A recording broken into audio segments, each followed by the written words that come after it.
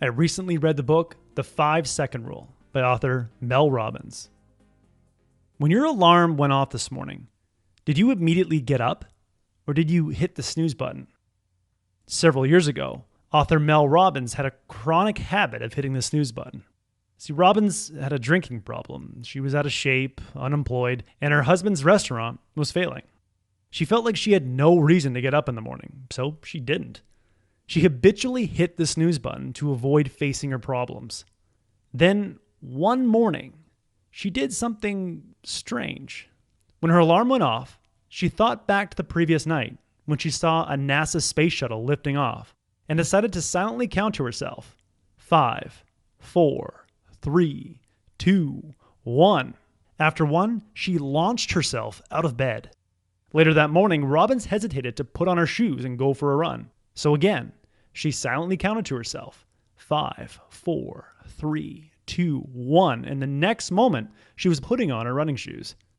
That afternoon, when she thought of updating her resume but felt like putting it off, she silently counted to herself, 5, 4, 3, 2, 1, and the next moment, she had her laptop open and started updating her resume. After months of 5-second countdowns, she found a way to get hired by CNN as a TV commentator. Gradually, her and her husband found a way to get out of debt and save their restaurant business. And gradually, she found a way to write a book. Now, you might be thinking, okay, this is ridiculous. How can a 5-second countdown possibly change someone's life? I thought the same thing, and so did Mel Robbins. But however ridiculous it seems, it works. And it works for a good reason. In the book, The Power of Habit, author Charles Duhigg reveals how your habits determine your destiny.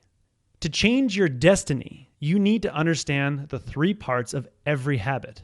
Part 1, the cue, Part 2, the routine, and Part 3, the reward. Here's a habit loop you're probably familiar with. You're sitting on your couch and your phone makes a sound. That's the cue. You pick up your phone and you see a text message from a friend in the form of a question.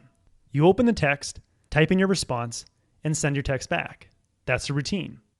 Then you get a message back that says, "Thank you for your help," which makes you feel good about what you just did. That's the reward.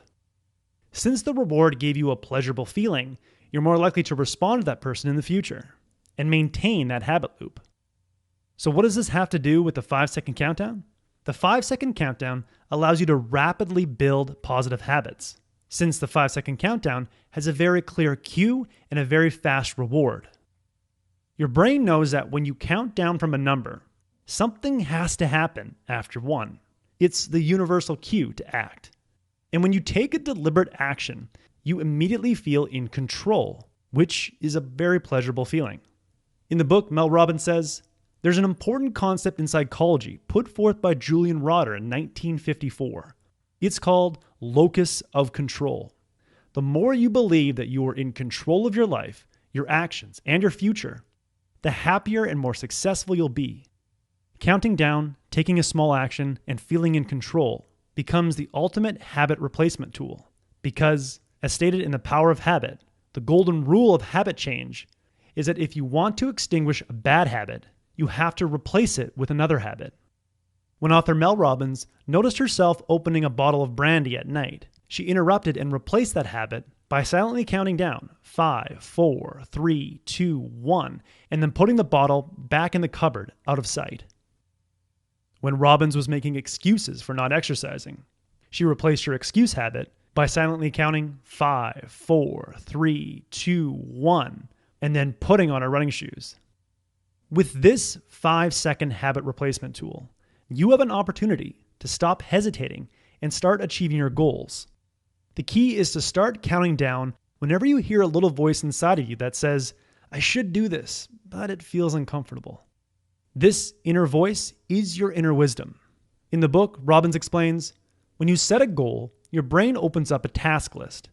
Whenever you are near things that can help you achieve those goals, your brain fires up your instincts to signal to get that goal completed. Let me give you an example. Let's say you have a goal to get healthier. If you walk into a living room, nothing happens. If you walk past a gym, however, your prefrontal cortex, that region in front of your brain, lights up because you are near something related to getting healthier.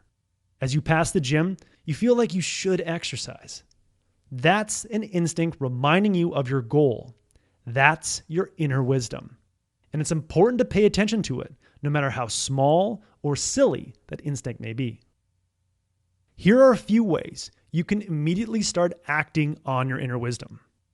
When you're lying in bed in the morning and you know you should get up and work on that business idea, act on your inner wisdom and start counting down.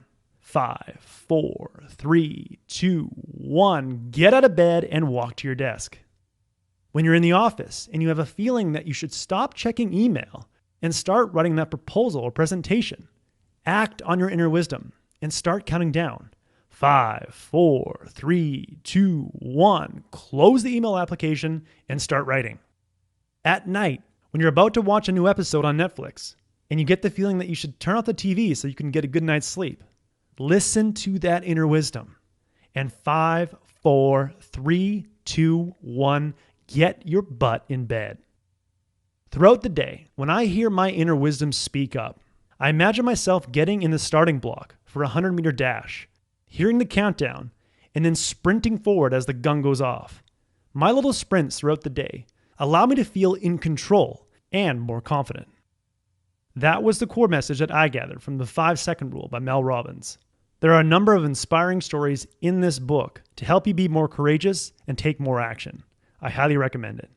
If you would like a 1-page PDF summary of insights that I gathered from this book, just click the link below and I'd be happy to email it to you.